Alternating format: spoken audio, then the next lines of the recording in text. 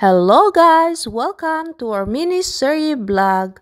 For today's video, pupunta kami ngayon sa work ng aking asawa. Bibisitahin namin siya doon. At mamaya, pupunta kami sa kanyang appointment doon sa registration office o tinatawag nilang burger amp. Hindi yung literal na burger na kinakain. At nang nandito na nga kami sa place ng kanyang work, habang kami naghihintay ni Leonard, nang matapos ang kanyang trabaho, didiretso na din kami sa appointment doon sa registration office.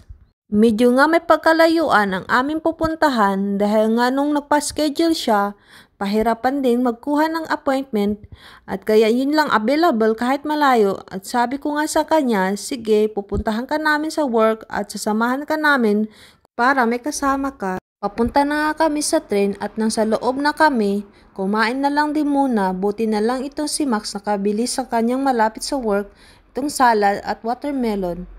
At para naman may laman ang aming tiyan habang nasa biyahe kami. At itong si Baby Leonard, talagang sarap na tulog niya, sobrang himbing. Talagang gustong gusto talaga niya pag nasa labas. At nang nakalabas na nga kami sa train, at biglang may umiksi na. Oh my God. What? I'm making a video. I have a video here. Kinderwagen.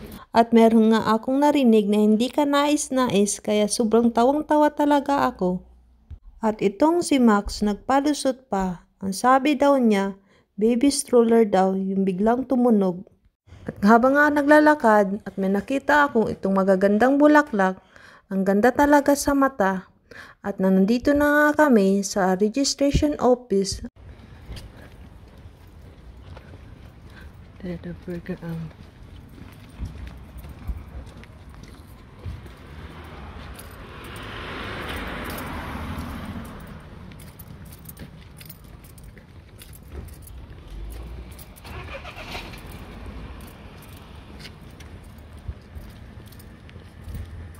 Habang nga nag-aantay si Max sa loob, lumabas na lang kami ni Leonard at pumunta na lang sa park dahil nga sa sobrang init at walang kahangin-hangin dun sa loob ng office. At hindi din nga nagtagal, nung matapos na si Max, umuwi na din kami at daw ang sabi, binigay daw sa kanya yung temporary ID at babalikan na lang daw niya next time yung ID na original. At nandito na nga kami sa loob ng train. Ang sabi nga ni Max, bago kami nga dumiretso sa bahay, dadaan muna kami sa grocery para bumili ng aming pagkain at bibili daw kami ng pizza para yun ang aming tanghalian. Nang nasa end of station na nga kami ng train, sumakay pa kami ng bus papunta sa bahay. So ayun na nga guys, natulog ulit ang aming baby Leonard. I hope you guys like my video. Thank you for watching. See you in the next vlog. Bye! God bless you all.